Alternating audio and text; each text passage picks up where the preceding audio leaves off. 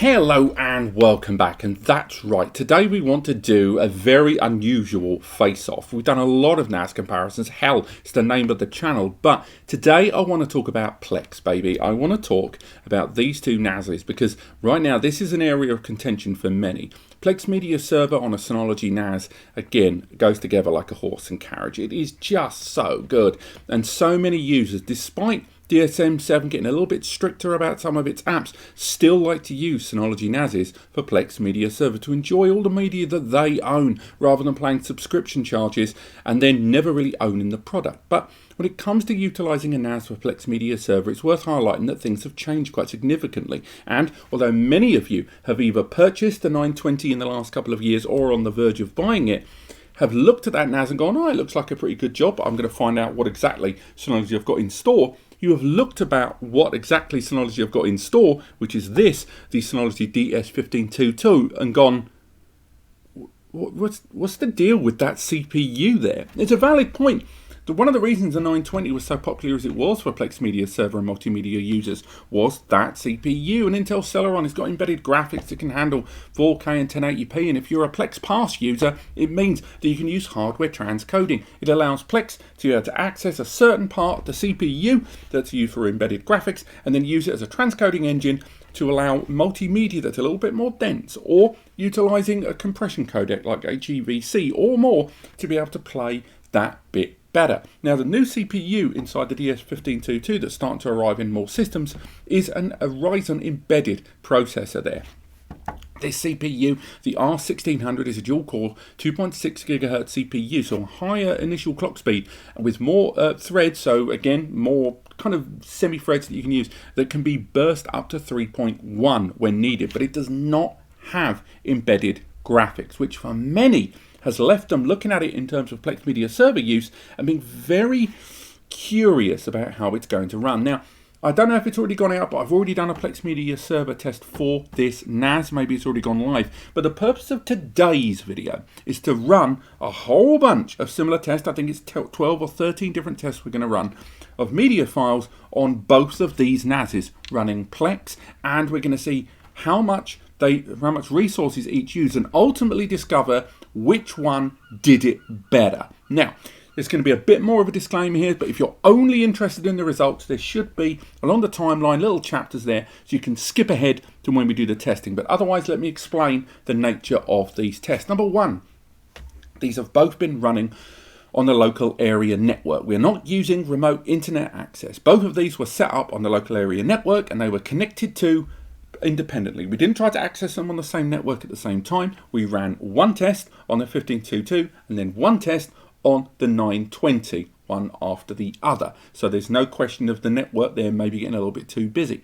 Secondly, even though we're accessing it over the network, we utilize transcoding in a number of ways to simulate a file needing to be changed. Now, for those of you that may be going in the comments now and go, why do I need transcoding? I've got 1080p, I just want to enjoy a 1080p movie. I get it, and why you've got that voice is beyond me. But some users are accessing the multimedia on their NAS in a hotel room on the other side of the world. They're watching it on a train on the commute to work.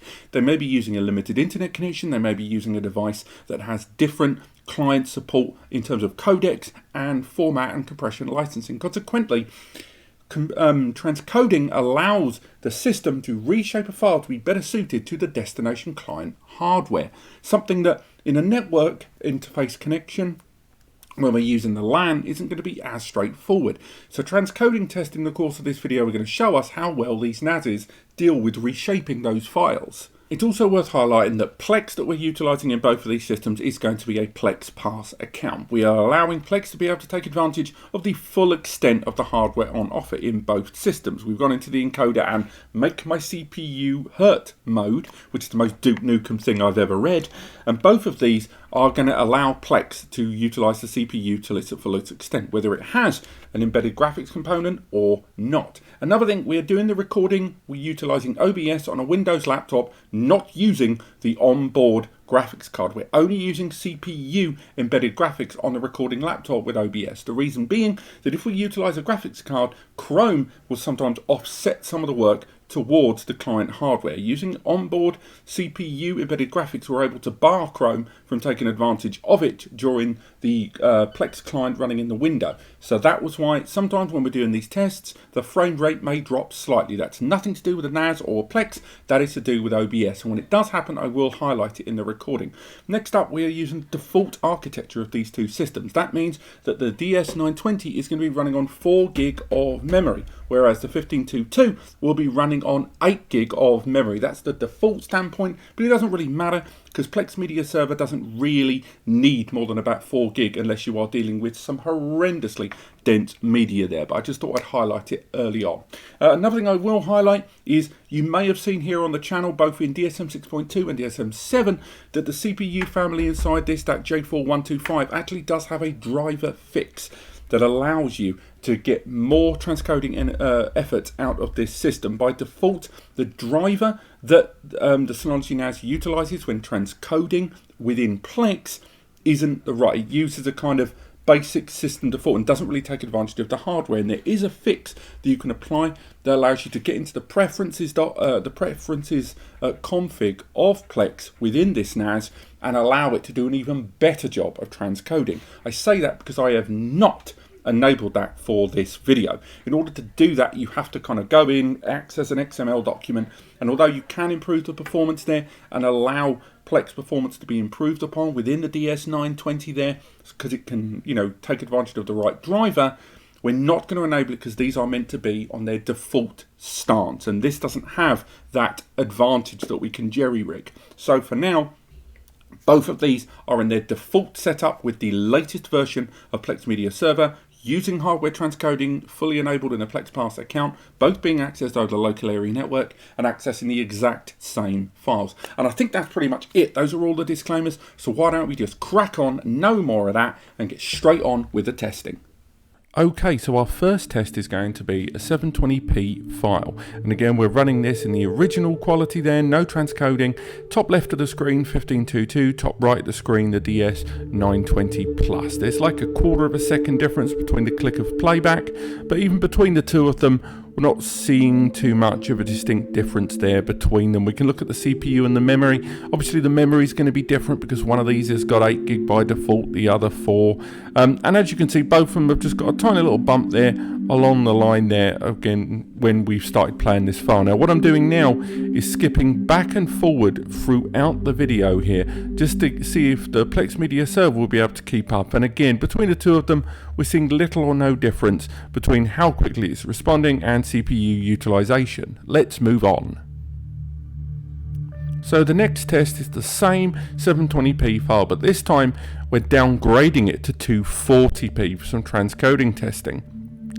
And immediately we're seeing there that the DS920 was able to do a much faster job of transcoding down to that lower resolution. And as you can see, look at the CPU utilization between the two of them.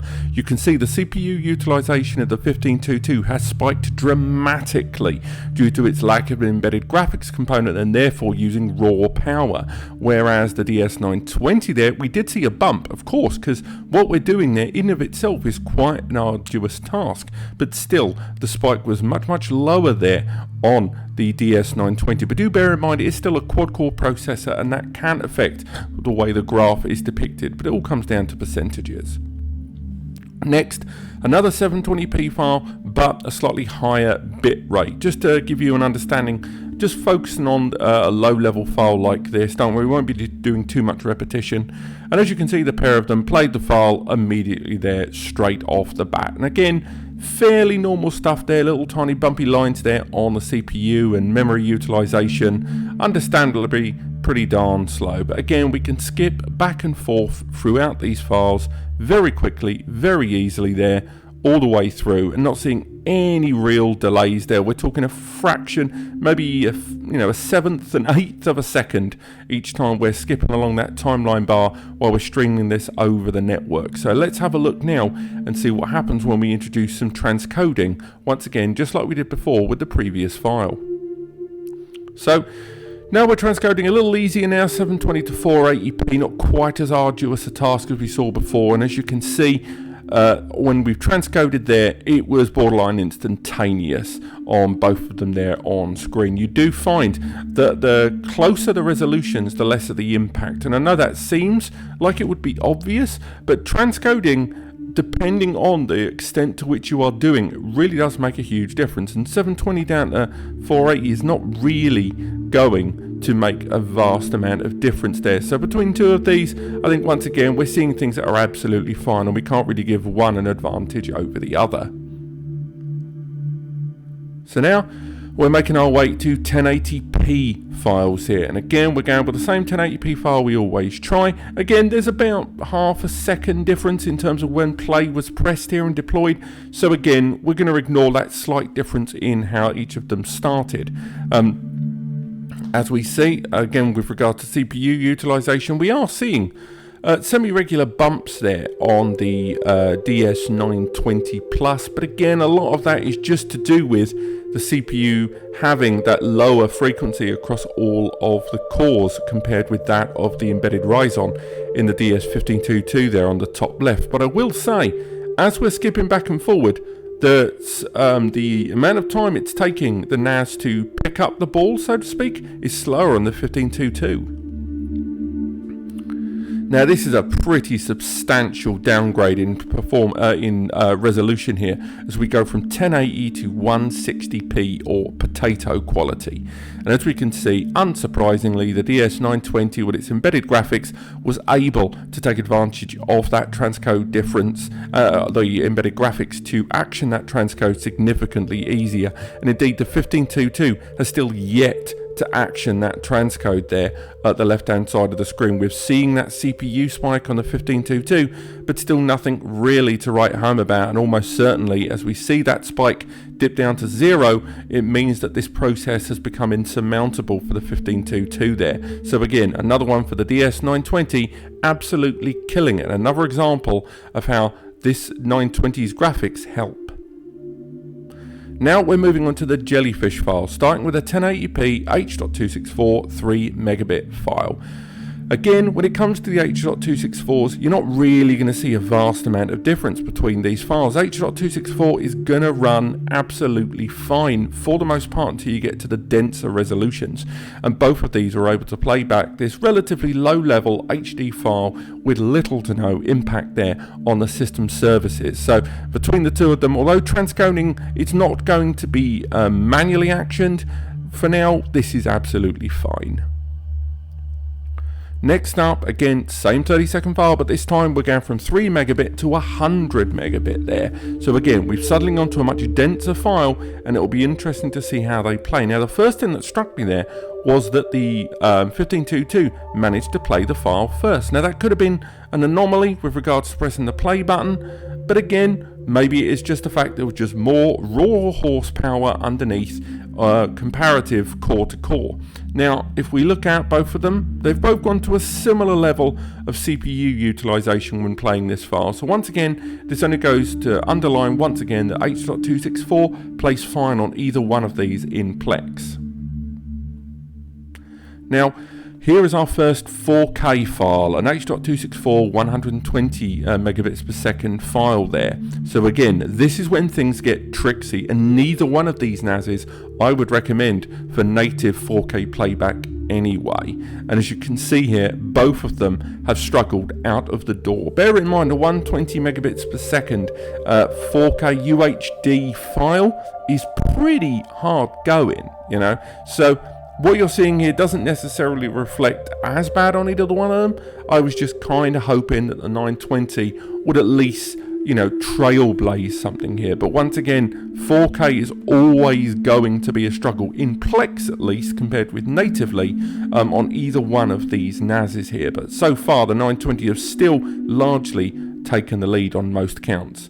So we carry on. This time we're looking at HEVC or H.265, those more complex codec compression technique there, and once again the DS920 has managed to play that file immediately, even at this lower level of file type here. We're looking at, again, just a 3 megabit version. We're going to look at 10-bit HDR in a moment, But as you can see on the left, the 1522 did manage to play eventually, but with a substantial delay. And look at that CPU utilization, hitting 99% on the 1522 on the left hand side easily, whereas the 920 is just carrying on like it's a sunny day in the park, with a small bump there on the CPU. And next, carrying on, as mentioned, the 10 megabits per second 10-bit HDR HEVC file there. Once again, we should see the DS920 playing this file, as you can see there. Boom. There was a slight drop in frame rate there, but that might have been OBS during the recording. Whereas on the left-hand side there, we're still tapping our watches and wondering when the 1522 is going to get the job done here. Look at the CPU spike again at the top, a substantial spike in CPU utilization when the 1522 is attempting to play this file. And remember, this is still just HD. This isn't, we haven't even reached 4K here. Yes, it's H.265/HEVC, so more complex and forced compression, but still very different results. Then we're moving back into 4K, and I'll be astounded if either one of these NASs is up to task here. But the 1522, again, we've already seen that it struggled with 4K already, and now we're introducing HEVC. It continues to do so, but look at the 920 there. Yes, because it's HEVC, it has forced the change in the format there, because it can't play HEVC without the codec by default, but still having that transcoding engine has allowed the 920 to play back this file. It's certainly not seamless, and it is pushing the system more than I expected, but still I'm glad that it played it at least. But still, overall 920 wins once again. And finally, a 4K 20 megabit HEVC, or 200 megabit I should say. There's a typo on screen, I'll try and repair that for us. But then either one of these, I will be surprised. We can see that the 920 has at the very least made the college try there in order to try to play back that file as best as it can. And again, it is playing it with slight drops in frame rate there. But the DS1522, once again, absolutely dying on its bum, unfortunately here, not really being able to have the chutzpah under the bonnet to get this job done. And once again, it only goes to highlight the necessity of having embedded graphics on a Plex Media Server NAS right now. So I think that's all. Let's head our way back into the studio. Well, what do we think? Well, I think it would be very fair to say that the 921, didn't it? We kind of knew that it would when we were going into a graphically enabled task like Plex and Plex transcoding. We would go towards the NAS with transcoding and a graphic engine on board to get the job done better. But what was interesting is it wasn't until we got to right at the very end of our testing with some of the denser files that its advantages really shown its true colours. And for the bulk of the tests, you couldn't really distinguish between them. And I think it's only going to be users that are using particularly dense media collections that are going to see the difference. And by dense, I mean the quality of the format of the files themselves, not so much the frequency and size of your data, because the 1522 is going to have a larger scale of storage open to you and a large amount of memory that can be added. Negligible how beneficial that would be. But the 920 did win, and that CPU did win. We always knew that a Celeron was going to outpace that Ryzen when it came to multimedia, but at the same time, it didn't take the lead as much as I thought it would. I thought it would take the lead a lot earlier than it did, and although it won overall, it didn't win by as substantial a margin as I assumed. Now, we have to factor in that even though it has embedded graphics on board, it is a CPU that is notably older than that of the 1522. Yes, they were released at a relatively similar time, but as far as DSM goes, and particularly the clock speed and power inside, until this NAS needs that extra oomph under the bonnet there, which it is still great that it has, we didn't really see the benefits. And right now, although if you ask me right now which one of these is better for Plex, I'm of course going to highlight the 920. I will say that the 1522, at least as far as multimedia was concerned, was not quite as gibbed as I thought it might be. And if there's one big true thing from this test, it's going to be that the 1522 isn't quite as unsuitable for multimedia as some of us might have thought, and it still does a pretty bang up job. So if you were looking at the 1522 for mixed use and not just Plex Media Server, I would still heartily recommend it. But if, as always, you are looking at a NAS almost completely, or like 90% as a Plex Media Server, go for the one with embedded graphics. You will always feel the benefits in the long term. Thank you so much for watching. I hope you've enjoyed this video. We do have more stuff on both these NASs coming very, very soon, so do stay tuned for that. But otherwise, click like if you've enjoyed the video. It really helps me understand what I'm doing right and wrong. And ever since YouTube took away the dislike button for any kind of usability, for you guys to be able to see it, no one's clicking it, and none of us YouTubers know what we're doing right or wrong. Secondly, if you want to learn more, click subscribe. We cover all the subjects of data storage, not just Plex. And the amount that you will learn in data storage with a video that we release every single day may very well surprise you. There are links to articles on both of these systems in the description, as well as a link towards our free advice section where me and Eddie provide support to anyone and everyone who want to get in touch with us. And of course, there are buy link buttons down there and donate buttons if you want to help me make more videos for everyone, because all that money goes directly into NAS Compares and goes into making bigger and greater content. But otherwise, thank you so much for watching, and I will see you next time.